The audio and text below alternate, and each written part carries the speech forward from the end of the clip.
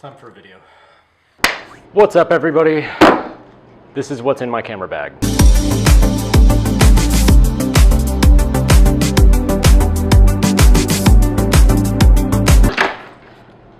This is what I got. Camera bag is this old crappy thing from Amazon I got a long time ago, which I don't really like and I wouldn't recommend. I'm really not gonna get into that.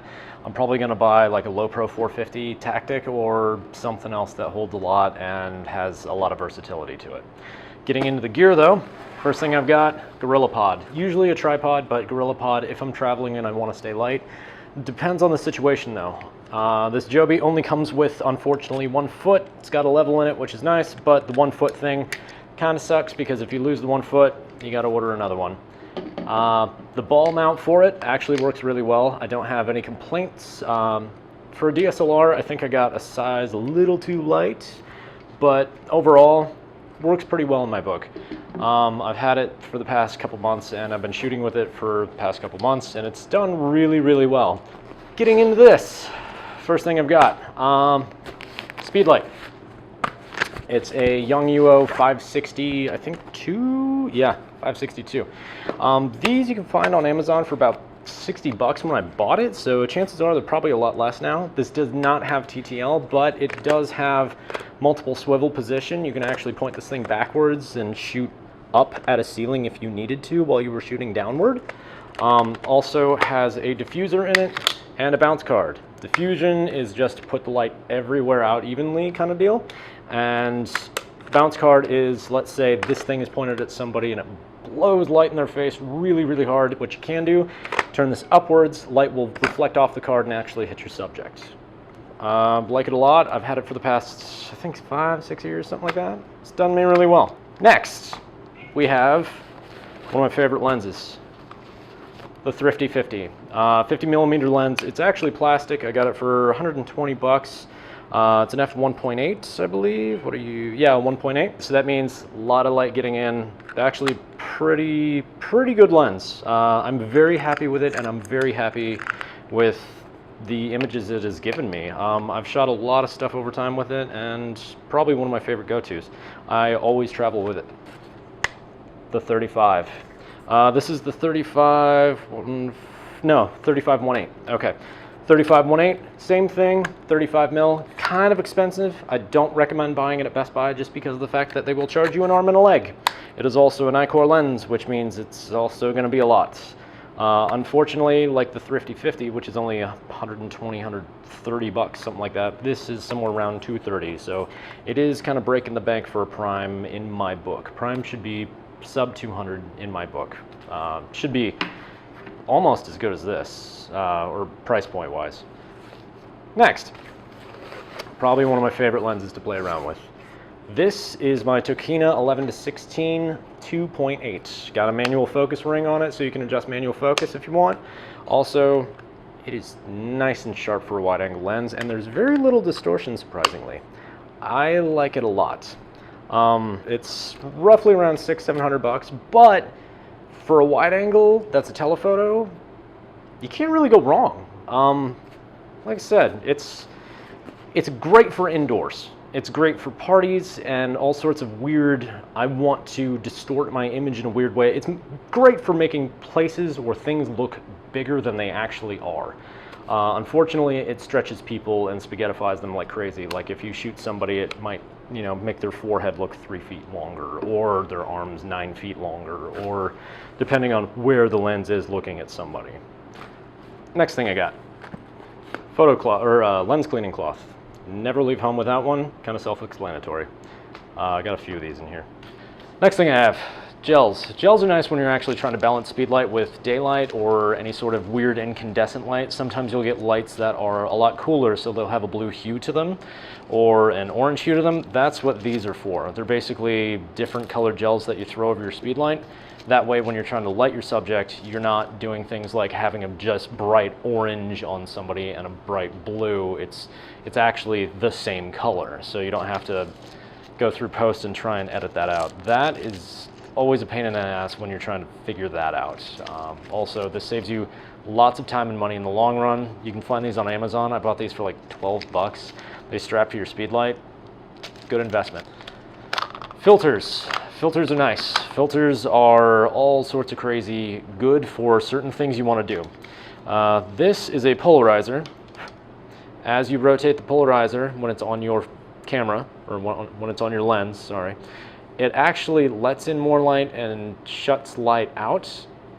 It's only for glare though, and it's not even a full stop or even a third or a quarter stop of how much light's being let in. It takes things like glare off water, so if you're shooting like somebody with the ocean behind them or anything, or somebody with glass behind them, it takes that white sheen off something and just makes your color pop a little more. Also, when you're shooting like something with clouds in the background, it takes the glare off clouds so you can actually see like the deep blue in the sky. Really handy. Unfortunately, they're expensive, but you buy them for whatever lens you need. Hopefully they're more versatile. I bought this one. It's the size of my 35 and the size of my 50, so it's kind of one size fits all for the things I need. You don't really need one on your huge honkin' lenses, just because of the fact that everything I shoot indoors with this, so it would be pointless for me to have a polarizer on that. Other filter I have, ND filter, and this is just a dark pair of shades for your lens. All this is if I have a lot of light that I'm trying to choke down and get out, but I really want to keep a low depth of field or anything like that, this is pretty much the way to go. It is 4 stops worth of light. So 4 stops is basically take your full amount of light, cut it in half, cut it in half, cut it in half, cut it in half. So these are not too expensive, but they're not too cheap either. Relative price range, I think they're 40 to 70 depending on what size you buy. Once again, I bought it for the 35 and the 50 because these are the exact same size filter you need.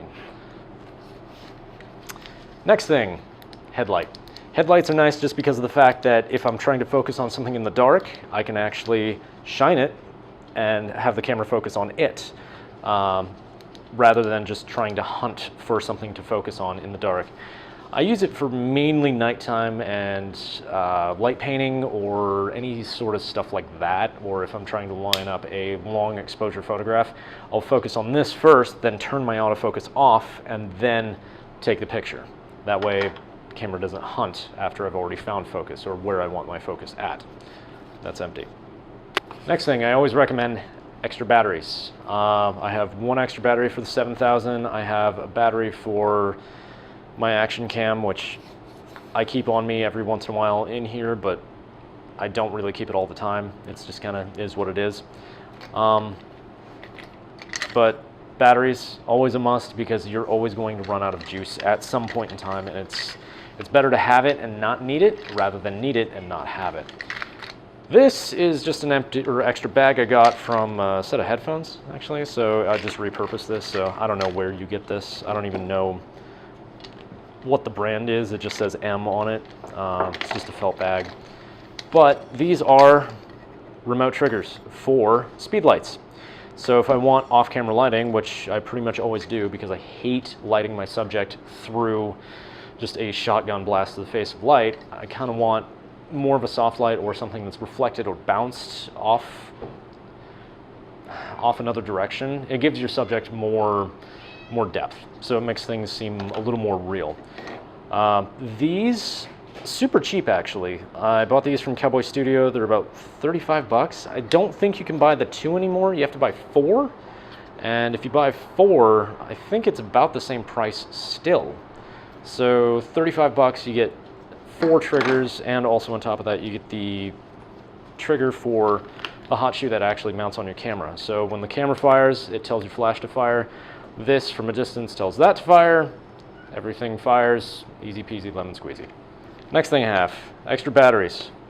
Once again, extra batteries. Always carry extra batteries. I cannot get over how many times you will always need extra batteries. Next thing I got, battery, another battery.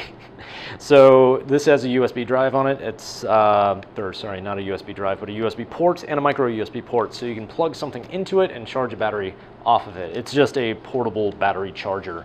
If you carry your dock stations or anything like that, or need a little bit of juice to get you from point A to point B, or just film that little last section of whatever the heck you're doing out in the middle of nowhere, this is really handy. It also comes with an indicator LED on the side, and it also comes with an LED light on it, which unfortunately is not much, but it does help you find your car keys in the dark. So if you're out in the middle of nowhere and you forgot a real flashlight with you or anything like that, this does do okay for a substitute. Like I said, not the best, but not the worst either. Memory card. Always carry extra memory cards. I got 2 in the D7000, and I've got 1 in my hand right now. I've got 1 in another camera, which usually goes in this bag when I'm not using it. But altogether, I have over 200 gig worth of storage, which means I can carry about, I think, like 4,000 images. Yeah, probably over 4,000. I think I can carry like 2 right now, or maybe 1,000. I can't remember.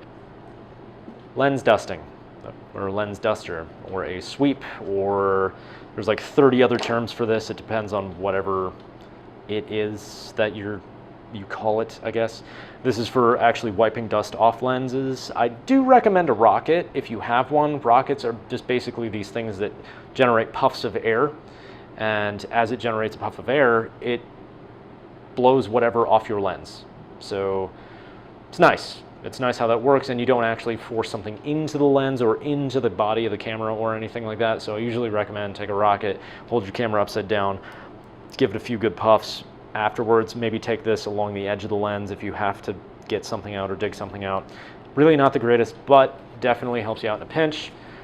Lens cleaning solution, never leave home without it, because at some point you're either gonna blow on your lens or something will happen, or rain will land on your lens and you'll need it at one point and you can't use it because you don't have it. Once again, it's better to actually have than need and not have.